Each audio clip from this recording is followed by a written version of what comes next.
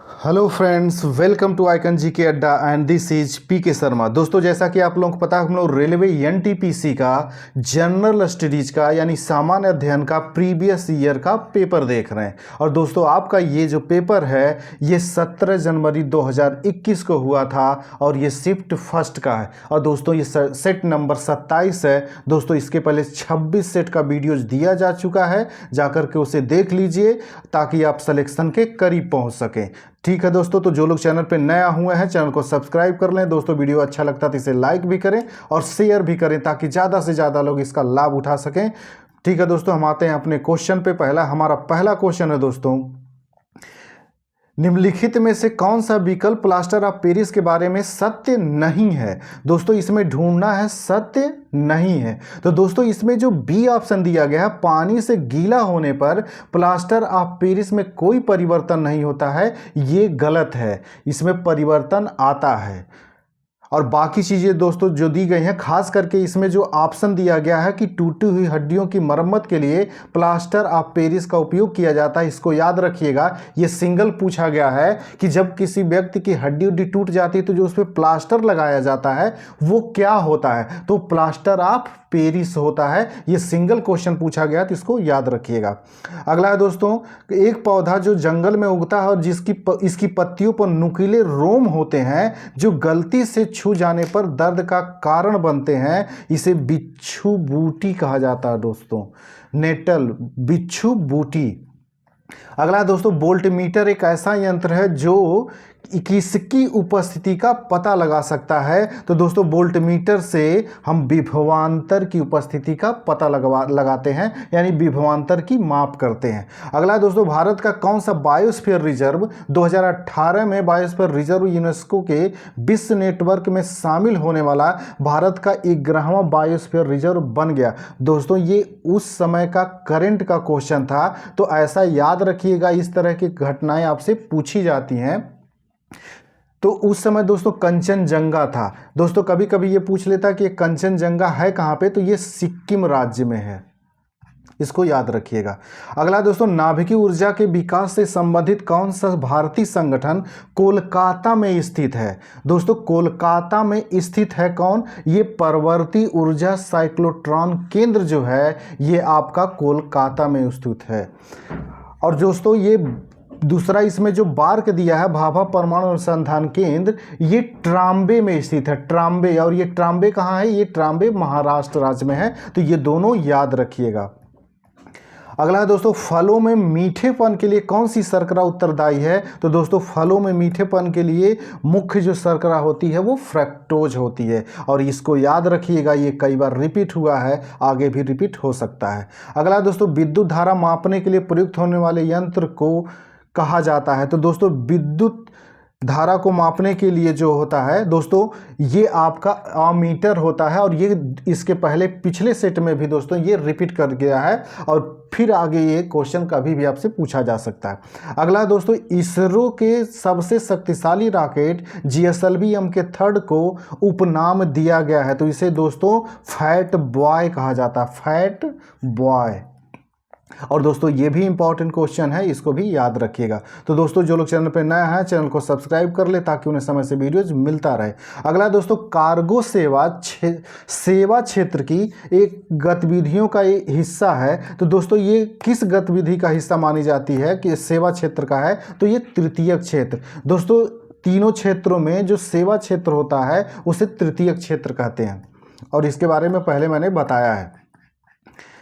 अगला है दोस्तों, वह कौन सी भारतीय चित्रकला शैली है जिसमें शुद्ध सोने और कीमती पत्थरों की सजावट है, और इसमें हिंदू देवताओं विशेष रूप से भगवान कृष्ण को दर्शाया गया है। तो दोस्तों, किस में दर्शाया गया है आपको यही, तो ये तंजौर जो पेंटिंग होती है दोस्तों, इसमें दर्शाया जाता है।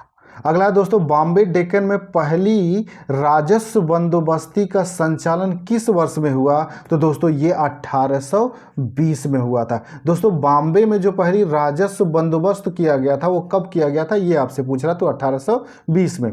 अगला दोस्तों, भारत में एक भ्रष्टाचार निरोधक संस्था है जो लोक प्राधिकारियों द्वारा किए जाने वाले कुप्रबंधन के खिलाफ व्यक्तियों से प्राप्त शिकायतों की जांच कर सकती है। तो जांच कौन कर सकती है दोस्तों इसके लिए, ये आपकी होती है लोकपाल।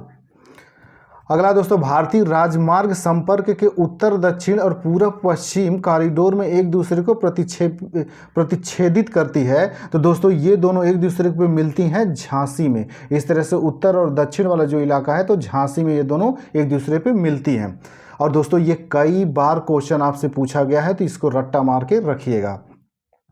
अगला क्वेश्चन है दोस्तों, विश्व की पहली रोबोट कौन थी जिसे किसी देश की पूर्ण नागरिकता हासिल हुई? तो दोस्तों वो सोफिया थी। और दोस्तों इसी को घुमा करके पूछा गया था कि सोफिया क्या है? तो सोफिया एक रोबोट है।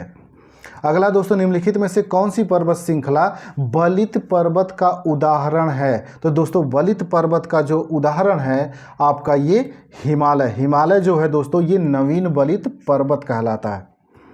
अगला दोस्तों, जनसंख्या वृद्धि के सिद्धांत को किसने विकसित किया? तो दोस्तों इसको माल्थस ने विकसित किया। और दोस्तों ये याद रखिएगा, ये कई बार पूछा गया। दोस्तों जो लोग चैनल पर नए हुए हैं चैनल को सब्सक्राइब कर लें, वीडियो अच्छा लगता है तो इसे लाइक भी करें और शेयर भी करें ताकि ज़्यादा से ज़्यादा लोग इसका लाभ उठा सके। अगला दोस्तों, 1944 में भारतीय पुरातत्व सर्वेक्षण के महानिदेशक के रूप में किसने पदभार संभाला और हड़प्पा की खुदाई का जिम्मा लिया? तो दोस्तों वो थे रेम व्हीलर साहब ने उस समय किया था। 1944 में ही हड़प्पा की खुदाई हुई थी। अगला दोस्तों, भारतीय निर्यात संगठन के महासंघ द्वारा विकसित मोबाइल ऐप जो अंतर्राष्ट्रीय व्यापार करने के लिए आवश्यक जानकारी की एक विस्तृत श्रृंखला प्रदान करता है उसे कहा जाता है? तो दोस्तों उसे निर्यात मित्र कहा जाता है। ये उस समय का करंट का क्वेश्चन था। अगला दोस्तों, संयुक्त राष्ट्र विश्वविद्यालय कहाँ स्थित है? तो दोस्तों संयुक्त राष्ट्र विश्वविद्यालय ये टोक्यो जापान में स्थित है। और ये इंपॉर्टेंट है, इसको देख लीजिए, इसको याद रखिएगा दोस्तों। अगला दोस्तों, इनमें से किस स्विस पेशेवर टेनिस खिलाड़ी ने 8 विंबलडन खिताब और लगातार 5 यूएस ओपन खिताब जीतकर एक रिकॉर्ड बनाया? तो दोस्तों उस समय रोजर फेडरर ने जीता था। तो ये करंट का क्वेश्चन है, तो इस तरह की घटनाएं आप याद रखिएगा। अगला दोस्तों, भारत का सबसे लंबा राजमार्ग है? तो दोस्तों ये जो है नेशनल हाईवे 44 माना जाता है। ये दोस्तों श्रीनगर से लेकर के कन्याकुमारी तक है। ये याद रखिएगा, ये भी आपसे पूछता है। अगला क्वेश्चन है दोस्तों, इसमें भूमध्य सागर और लाल सागर को कौन सी नहर जोड़ती है? तो दोस्तों इसको जोड़ती है आपकी ये स्वेज नहर। और दोस्तों आपको ये पहले भी क्वेश्चन मैं बता चुका हूँ, क्योंकि एक बार पनामा नहर के बारे में आपसे पूछा गया था, तो वहाँ पे मैंने बताया था कि स्वेज नहर किस किस सागर को जोड़ती है। अगला दोस्तों, भारतीय वर्दीधारी सैनिकों को वीरता के लिए युद्ध के दौरान दिया जाने वाला उच्चतम सम्मान? तो ये दोस्तों परमवीर चक्र होता है। और ये आपके आरपीएफ कांस्टेबल का रिपीट क्वेश्चन है, तो इसको रट्टा मार के रखिएगा। अगला दोस्तों, निम्न स्तरीय वस्तुएं निम्नलिखित में से किससे संबंधित हैं? तो दोस्तों निम्न स्तरीय जो वस्तुएं होती हैं वो आय प्रभाव ज़्यादा मजबूत रहता है और प्रतिस्थापन प्रभाव से। इसका जो आय प्रभाव होता है वो ज़्यादा मजबूत होता है इसके प्रतिस्थापन प्रभाव से। जितनी भी दोस्तों आपने देखा होगा निम्न स्तरीय वस्तुएं होती हैं उनका प्रभाव ज़्यादा होता है, आय प्रभाव।